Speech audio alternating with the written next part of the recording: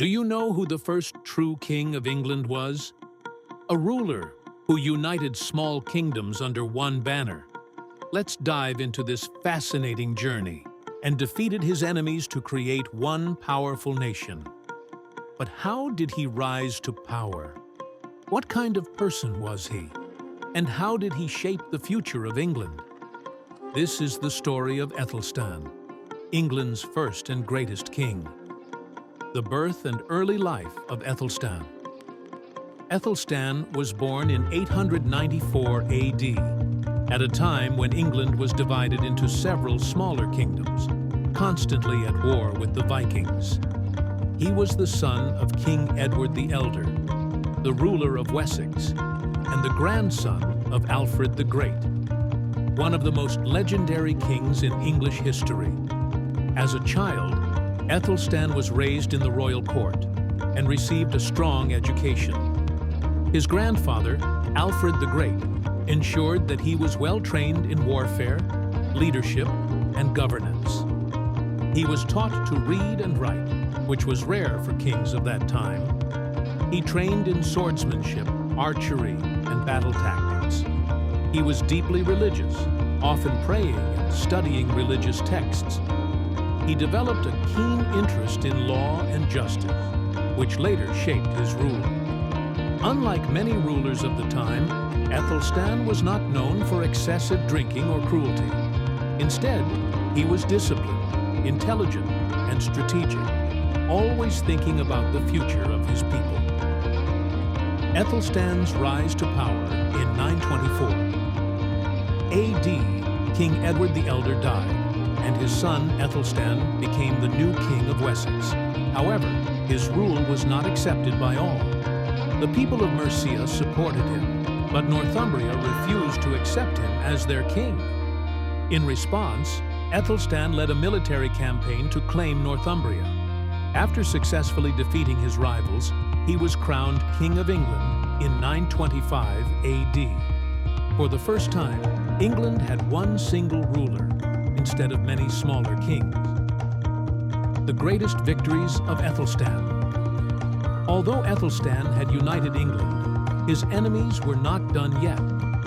In 937 AD, a great alliance was formed against him. Constantine II of Scotland, Owain of Strathclyde, Wales, Viking warriors from Ireland. They planned to invade England and overthrow Aethelstan. This led to the famous Battle of Brunanburh. The Battle of Brunanburh, 937 AD. Aethelstan gathered an army of elite Anglo-Saxon warriors. The battle was long and brutal, with thousands of men fighting to the death. In the end, Aethelstan achieved a decisive victory, securing England's dominance. This battle was one of the most important in English history, as it ensured that England would remain a united kingdom. Aethelstan's rule. A visionary king. Aethelstan was not just a warrior, he was a brilliant ruler. 1. He created a strong legal system. He introduced new laws to maintain justice and order. He was one of the first kings to protect the weak and the poor. 2. He strengthened the economy. He introduced a standard coin system to improve trade. He encouraged business and economic growth across the country. 3. He promoted education and religion. He built churches, monasteries, and schools. He was deeply religious and supported the Christian church. He built strong diplomatic ties. He formed alliances with France, Germany, and other European nations. He married off his sisters to European kings to strengthen political ties. Under his rule, England became stronger, wealthier, and more stable than ever before. Did Aethelstan have any children? Unlike many kings of his time, Aethelstan never married and had no children. Instead of focusing on family, he dedicated his life to ruling England. After his death, the throne passed to his half-brother, Edmund I. This makes him unique among English kings, as he was more focused on his kingdom than personal legacy. The death of Aethelstan. After ruling for 15 years, Aethelstan died on 27 October 939 AD at the age of 45. He was buried in Malmesbury Abbey, Wiltshire. His death led to a brief period of instability, but the foundation he built ensured that England remained united. Even today, historians consider him the true founder of England. Why did Aethelstan never marry? Unlike most medieval kings, Aethelstan never took a wife and had no children.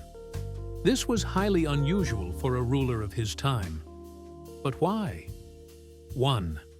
His dedication to the kingdom. Aethelstan was deeply committed to ruling England. He believed that his duty to his people was more important than marriage or personal happiness. He focused on strengthening the kingdom, making laws, and defeating enemies. He did not want to risk internal conflicts by marrying into a noble family. Some historians believe he saw himself as married to the kingdom, putting England before all else. Conclusion: the legacy of Aethelstan. Aethelstan's decision not to marry or have children remains a mystery, but it may have been one of the reasons for his success.